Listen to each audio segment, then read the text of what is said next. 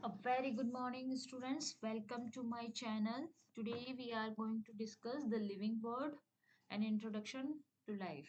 ठीक है, तो चलिए हम चैप्टर 1 करने वाले हैं, क्लास 11 एनसीईआरटी सीबीएसई बुक. ठीक है, तो चलिए without wasting our time let's get started the living world. So tell me what is life. Life क्या है, क्या कैरेक्टरिस्टिक्स होने चाहिए एक लाइफ को डिफाइन करने के लिए कि उसमें एक तो ग्रोथ हो, राइट, और क्या हो, उसमें रिप्रोडक्शन हो, अपनी जैसी ऑफ स्प्रिंग रिप्रोडक्शन हो, और तीसरी चीज क्या हो जिसमें मेटाबॉलिक एक्टिविटी हो, मेटाबॉलिज्म हो. ठीक है, ये पूरे लाइफ के स्ट्रक्चर कैरेक्टरिस्टिक्स को डिफाइन करता है. ठीक है, तो चलिए बात करते हैं ग्रोथ कैसे डिफाइन की जाएगी, रिप्रोडक्शन कैसे और मेटाबॉलिज्म कैसे. ठीक है, ग्रोथ क्या होगा, increase in size and mass. ठीक है, मास के अंदर और साइज में इंक्रीमेंट. रिप्रोडक्शन क्या होगा, production of of spring. Clear. Metabolism मतलब सम ऑफ ऑल केमिकल रिएक्शन जो कि हमारी बॉडी में, प्लांट में, एनिमल्स में ये देखी जाती है. ठीक है, तो यानी कि these include growth, reproduction, metabolism, cellular organization and consciousness. ठीक है, while no single characteristics perfectly define life. ठीक है, सिर्फ एक ही सिंगल कैरेक्टरिस्टिक लाइफ को पूरी तरह से डिफाइन नहीं करती है ये, बट ये तीन बेसिक पॉइंट होते हैं जिनमें हम ग्रोथ, जहाँ पे हम लिविंग ऑर्गेनिज्म की बात करते हैं. ठीक है, चलिए ग्रोथ से हमारा क्या इम्पोर्टेंट है, क्या क्या मीनिंग है. ग्रोथ क्या होती है, ग्रोथ मतलब जिसमें साइज में और मास में इंक्रीमेंट हो. Here you can see the diagram of plant. ठीक है, प्लांट में ग्रोथ हो रही है साइज में भी और उसके मास में भी. क्लियर. नॉन लिविंग ग्रोथ होगी जहाँ पे कोई एक्सटर्नल प्रोसेस नहीं है, कुछ भी नहीं हो रहा है, ब्लैंक है. ठीक है, जबकि लिविंग ग्रोथ जो होती है उसमें इंटरनल प्रोसेस होता है. ठीक है, यानी कि it's not always a defining one that non living things like mountains can also grow through through accretion. जबकि लिविंग ऑर्गेनिज्म में ग्रोथ क्या होगी, इंटरनल. ठीक है, मेटाबॉलिक मेटाबॉलिक प्रोसेस होगा, उसमें ग्रोथ में साइज में शेप में डेवलपमेंट होगा, राइट. केमिकल चेंजेस होंगे, मेटाबॉलिक एक्टिविटी मतलब केमिकल रिएक्शंस होंगे. क्लियर. चलिए आगे बात करते हैं हम reproduction. Types of types and limitation as a definition है. रिप्रोडक्शन का मतलब क्या होगा, जहाँ पे एसेक्सुअल और सेक्सुअल रिप्रोडक्शन होता है. एसेक्सुअल का मतलब जब single parent produce the identical offspring. ठीक है, और सेक्सुअल जब two parent produce genetically diverse offspring. ठीक है, यानी कि रिप्रोडक्शन का मतलब क्या होता है, रिप्रोडक्शन को वो एबिलिटी जो ऑफस्प्रिंग को प्रोड्यूस करे, चाहे वो सिंगल पेरेंट हो या सिंगल पेरेंट होगा तो उसको बोला जाएगा एसेक्सुअल रिप्रोडक्शन, राइट. और अगर सेक्सुअल रिप्रोडक्शन है यानी कि तो two parent will produce genetically diverse offspring. ठीक है, तो चलिए, यानी कि reproduction is not a perfect definition either. Some living organism like sterile worker bees, जैसे कि कुछ एक्सेप्शन हर जगह होते हैं, जैसे कि स्टेराइल वर्कर बीज और mules can not reproduce, yet they are undoubtedly alive, लेकिन फिर भी वो जिंदा है. ठीक है ना. Sexual reproduction is the most common and provides genetic diversity of the offspring. Metabolism या मेटाबॉलिक एक्टिविटी से क्या मतलब है, जो केमिकल रिएक्शन होती है. मेटाबॉलिज्म में एनाबॉलिज्म, कैटाबॉलिज्म और एनर्जी का प्रोडक्शन होता है. एनाबॉलिज्म का मतलब हम यहाँ पे क्या देखते हैं, एनाबॉलिज्म मतलब बिल्डिंग अप कॉम्प्लेक्स में, यानी कि एक से वो बिल्डिंग कर रहा है, एनाबॉलिज्म. कैटाबॉलिज्म यानी कि क्या होता है, ब्रेकिंग डाउन, यही वापस से क्या हो जाएगा, कैटाबॉलिज्म, यानी कि क्या हो जाएगा, वो मॉलिक्यूल्स किस में हो जाएंगे, ब्रेक डाउन हो जाएंगे. एनर्जी का प्रोडक्शन जब कैटाबॉलिज्म होता है तो कुछ एनर्जी रिलीज होगी, पहले तो बाइंड करने में ही एनर्जी होगी एनाबॉलिज्म में. ठीक है, फिर जब वो कैटाबॉलिज्म यानी कि ब्रेक डाउन होगा उन मॉलिक्यूल्स का, तब भी वो क्या करेंगे, एनर्जी को रिलीज करेंगे. ठीक है ना, फ्यूलिंग लाइफ प्रोसेस, जो कि एनर्जी का प्रोडक्शन करते हैं, यानी कि फ्यूलिंग लाइफ प्रोसेस. तो मेटाबॉलिज्म क्या है, metabolism is the sum total of chemical reaction occurring within and occurring within a living organism. These reactions can be broadly categorized into anabolism. Clear? Catabolism, as we have discussed, breaking down the complex molecules. ठीक है, यानी कि metabolism is a continuous process that changes with the living things surroundings. यानी कि एक continuous process है जिसके अंदर लिविंग थिंग्स क्या होती हैं, उनमें चेंजेस आते हैं, जहाँ पे एनाबोलिज्म, कैटाबोलिज्म और एनर्जी का प्रोडक्शन होता है। क्लियर है? चलिए अब बात करते हैं हम सेलुलर ऑर्गेनाइजेशन की। सेलुलर ऑर्गेनाइजेशन क्या होता है, जिसमें फर्स्ट सेलुलर ऑर्गेनाइजेशन मतलब यूनिसेलुलर और मल्टीसेलुलर। यूनिसेलुलर मतलब सिंगल सेल्ड ऑर्गेनिज्म, ठीक है, जैसे कि पैरामीशियम, ठीक है। मल्टीसेलुलर यानी कि मल्टी सेल्ड ऑर्गेनिज्म, जैसे कि animals, plants, these are the multicellular organism. तो cellular organization is arguably the most defining property of life. सभी लिविंग ऑर्गेनिज्म जिनमें सेल्स के थ्रू वो बने होते हैं, जो कि एक बेसिक क्या है, स्ट्रक्चरल और फंक्शनल यूनिट ऑफ लाइफ है, जिसके अंदर सेल क्या होगी, या तो यूनिसेलुलर होगी यानी कि सिंगल सेल्ड होगी, या मल्टी सेलुलर होगी। नॉन लिविंग थिंग्स जो होते हैं वो सेल से कंपोज नहीं होते हैं, और उनकी कॉम्प्लेक्सिटी और ऑर्गेनाइजेशन क्या होती है, विद इन द सेल होती है, यानी कि unique to living system. Cell जो होती है वो जिसके अंदर ऑर्गेनल्स प्रेजेंट होते हैं और जो कि डिफरेंट प्रोसेस के लिए रेस्पॉन्सिबल होती है।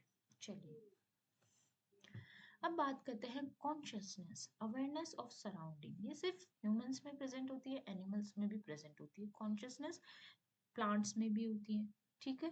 तो कॉन्शियसनेस का मतलब क्या होता है, स्टिमुलस, जैसे कि प्लांट भी स्टिमुलेट होता है, रिसेप्ट भी करता है और रेस्पॉन्स भी करता है प्लांट, ठीक है। ये अवेयरनेस ऑफ सराउंडिंग होगी, बट ह्यूमंस में ये हायर लेवल में होती है। कॉन्शियसनेस मतलब the awareness of surroundings, ability to respond the stimuli, ठीक है, in another important characteristics of a life, ठीक है। It is difficult but the consciousness allows the organism to interact with their environment, ठीक है। यानी कि all living things जो है जिनके पास सेम काइंड ऑफ कॉन्शियसनेस है, वो रिएक्ट कर देते हैं एक्सटर्नल स्टिमुलाई के, वो अपने तरीके से, ठीक है। अब बात करते हैं diversity in the living world.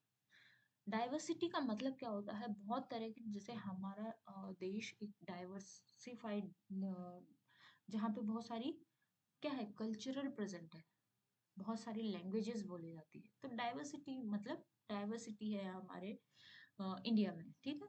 तो लिविंग वर्ल्ड में भी ये कैरेक्टरिस्टिक होता है, जो कि क्या बताता है, जहाँ पे वर्टिब्रेट्स हैं, इनवर्टिब्रेट्स है, कॉम्प्लेक्स मैमल्स है, तो ये क्या हुई, एक डाइवर्सिफाइड कंट्री हो गई, ठीक है, जहाँ पे life comes is an astonish error of form, ठीक है।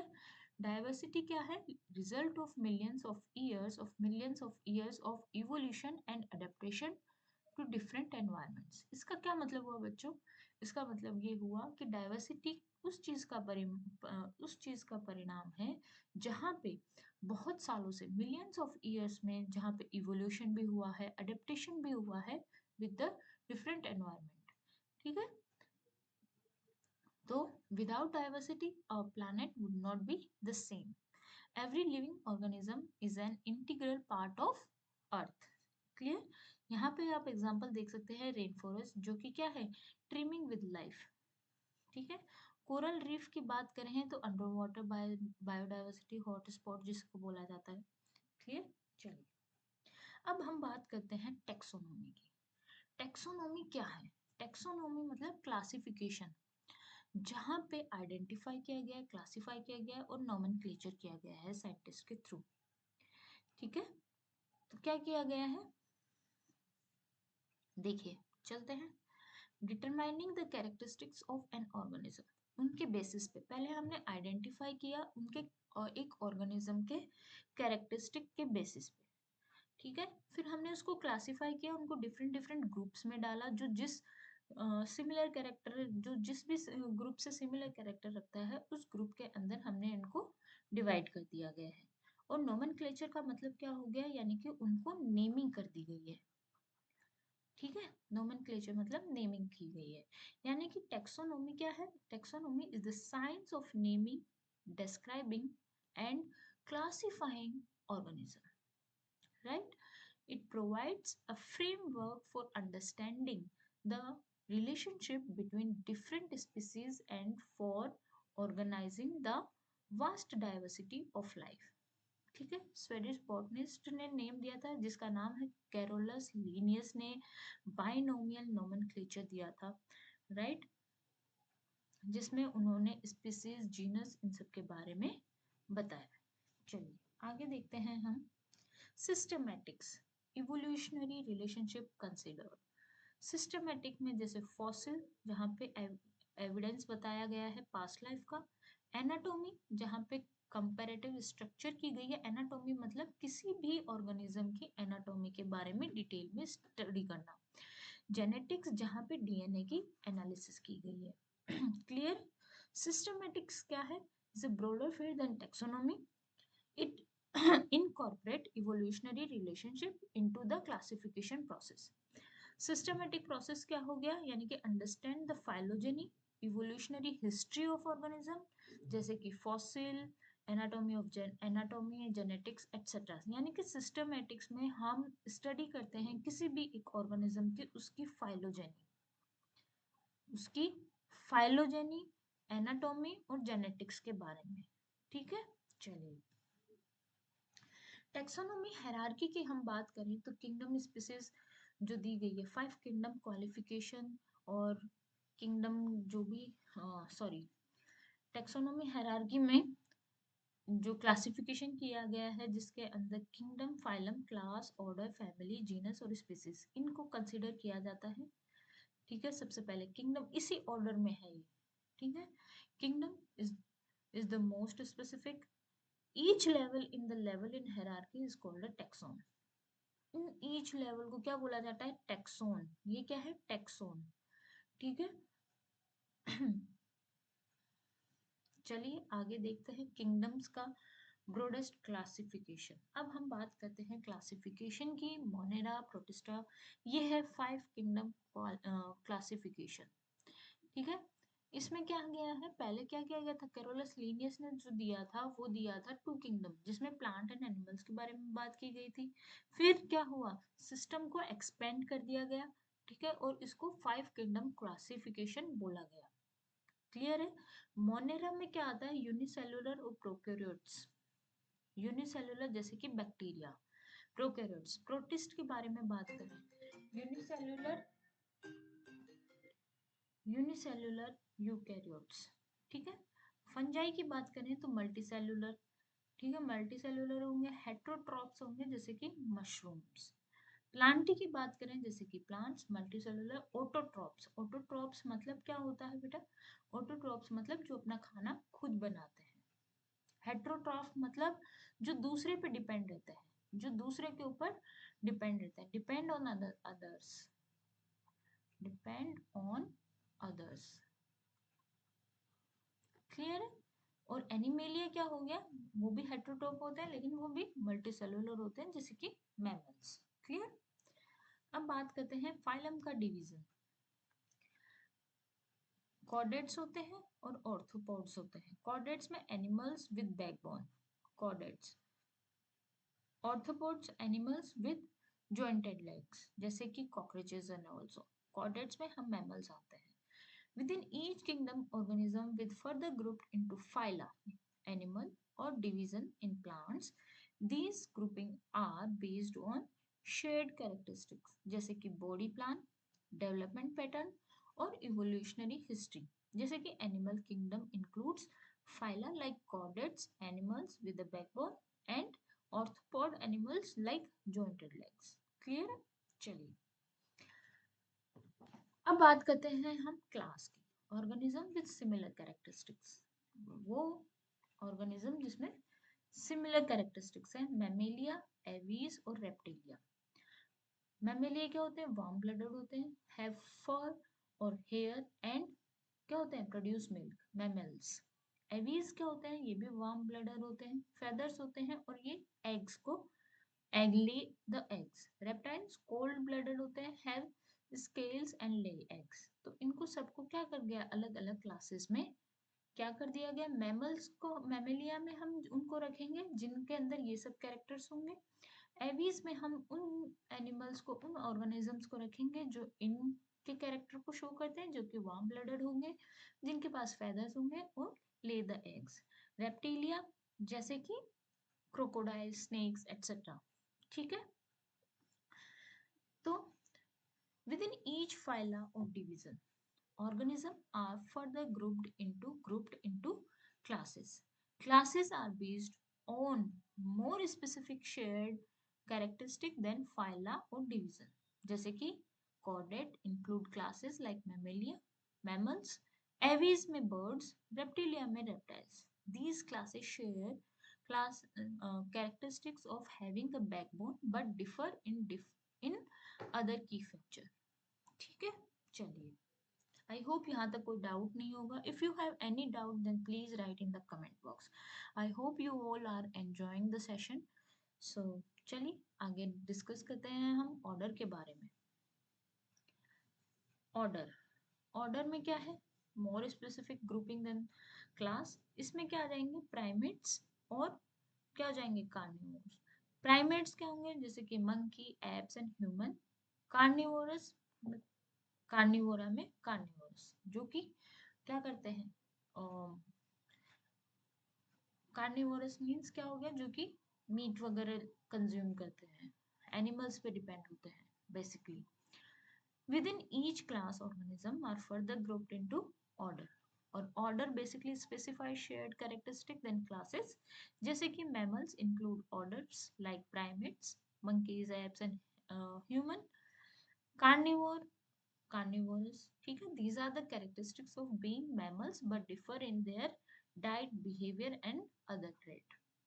Orders are even more specific than classes but still have a broad variety of characteristics. Family की बात करें तो फैमिली में ग्रुप ऑफ रिलेटेड जेनेरा, जैसे कि फैलिडी. फैमिली की बात कर रहे हैं, फैलिडी फैमिली है जिसमें कैट्स आती हैं. कैनेडी जिसमें डॉग्स इंक्लूड होते हैं, यानी कि organism which are grouped into families. ठीक है, इसमें भी क्या होंगे characteristics. For example Carnivora includes families like Felidae, Carnivora. ठीक है, and Canidae, cats and dogs. These families are characteristics of being carnivora but differ in their specific hunting. यानी कि इनको cats and dogs दोनों ही carnivorous है, but क्यों, क्योंकि इनके हंटिंग की वजह से इनको अलग अलग फैमिली में रखा गया है. ठीक है, Felidae includes all kinds of cats. अब बात करते हैं हम जीनस की. क्लियर, जीनस, जीनस में क्या है, जहाँ पे पैंथेरा और क्या है, फेल्स. पैंथेरा में जितने भी लायंस, टाइगर, लेपर्ड और जैगुआर्स ये पैंथेरा में आ जाएंगे, और फेल्स में क्या आ जाएंगे, domestic cats and other small cats. यानी कि जीनस जो कि group of closely related to the species. ठीक है, for example family Felidae includes genus Panthera, right, leopards and jaguar, and genus is domestic cats. Clear? It is able to offspring but these offsprings are infertile. Species की बात करें तो species में क्या आएगा, वही जहाँ पे each species is unique in their feature, fertile, can produce with one another और interbreed यानी कि can interbreed with each other. वो स्पीसीज में आ जाएंगी कौन सी स्पेसिफिक ऑर्गेनिज्म की, कौन सी स्पेसिफिक स्पीसीज है, जैसे कि होमोसेपियंस. ठीक है, ह्यूमंस का साइंटिफिक नेम क्या है, Homo sapiens, in which they are the variation with the variation into the specific species. All members share a common gene pool and can produce with each other, interbreed. ठीक है, different species often cannot produce with one another or create an infertile offspring. Taxonomic aids कौन कौन से होते हैं, taxonomic tools कौन कौन से होते हैं, इसके बारे में हम थोड़ा सा डिस्कशन कर लेते हैं. चलिए, हर्बेरिया जहाँ पे प्लांट्स के स्पेसिमेन को रखे जाते हैं जो कि बहुत पुराने हों। ठीक है, बॉटनिकल गार्डन जहाँ पे लिविंग प्लांट्स का कलेक्शन है, जूलॉजिकल पार्क जहाँ पे वाइल्ड एनिमल्स को रखा जाता है, म्यूजियम जहाँ पे प्रिजर्व स्पेसिमेंस को रखा जाता है। ठीक है, ये टेक्सोनोमिक एड्स हैं। हर्बेरिया में जैसे कि आप देख सकते हैं ड्राइड और प्रेस्ड प्लांट्स हैं। ठीक है, रेफरेंस क्या है, arranged for the research. Herbaria file बनाई जाती है। ठीक है, it's to preserve the plant specimen that are dried, pressed and mounted on sheets. ठीक है, these sheet are then arranged according to the classification system and stored for reference. Herbaria serve as a valuable resources for taxonomic research, plant classification and conservation efforts. They provide a historical record of plant diversity. Botanical gardens as you can see जहाँ पे diversity होती है, showing plant diversity, research के लिए किया जाता है to studying the plant diversity. ठीक है, जो वो इंस्टीट्यूशन जहाँ पे क्या किया जाता है, लिविंग कलेक्शन रखा जाता है किसका, प्लांट का, फॉर साइंटिफिक और एजुकेशनल और कंजर्वेशन पर्पस के लिए। ठीक है, यहाँ पे plant diversity, resources of studying the plant diversity, ecology and evolution. They also play an important role in plant conservation and public education. Clear? चलिए, zoological parks as we have discuss, then zoological park बना जाते हैं जहाँ पे animals को रखा जाता है, क्यों, तो we learning about the animal behaviour. ठीक है, कंजर्वेशन यानी कि breeding endangered species. Zoological parks जो होते हैं वहाँ पे that house wild animals in captivity for public display, education के लिए, कंजर्वेशन पर्पस के लिए, एटसेट्रा। ठीक है, ethical consideration regarding animal welfare in zoos are important. ठीक है, to kept in safe captivity and can reproduce and increase their population number. Museums की बात करें जहाँ पे स्केलेटन, फॉसिल्स और प्रिजर्व स्पेसिमेन को रखा जाता है, जहाँ पे बायोलॉजिकल क्या है, प्रिजर्व, जहाँ पे बायोलॉजिकल म्यूजियम बोला जाता है जिनको, जहाँ पे स्केलेटन, फॉसिल आपने देखा होगा बहुत जगह म्यूजियम में। ठीक है, जहाँ पे स्केलेटन्स वगैरह को रखा जाता है। ठीक है, अब की identification based on the contrasting characters, couplets, paired statement, identify species. यानी कि क्या बोल रहा है, की is a taxonomic and used to identify organism based on a series of contrasting characters. ठीक है, जहाँ पे की क्या करती है, consist of a series of paired statement और couplet. ठीक है, to describe the alternative characteristics by choosing the statement that best describe the organism being identified. The user is led to the next couplet, eventually leading to the identification of organism. Here we can the summary of this chapter, that is the life characteristics के बारे में हमने पढ़ा, जहाँ पे growth हो रही है, रिप्रोडक्शन होती है, मेटाबॉलिक एक्टिविटी होती है, उसे लाइफ का कैरेक्टरिस्टिक्स माना जाता है। डाइवर्सिटी मतलब जहाँ पे vast spectrum of life forms देखी जाती है। टेक्सोनोमी यहाँ पे नेमिंग और क्लासिफिकेशन किया जाता है किसी भी ऑर्गेनिज्म का, और systematics means evolutionary relationships develop किया जाता है। Here you can see the diagram of evolution, here is the diagram of the living world. So that is the chapter of the living world. I hope you understand well, and if you have any doubt then please write in the comment box. I will assure you that I will give the answer in the comment box. So till then, bye bye, take care, and we'll meet with the next chapter. Thank you so much.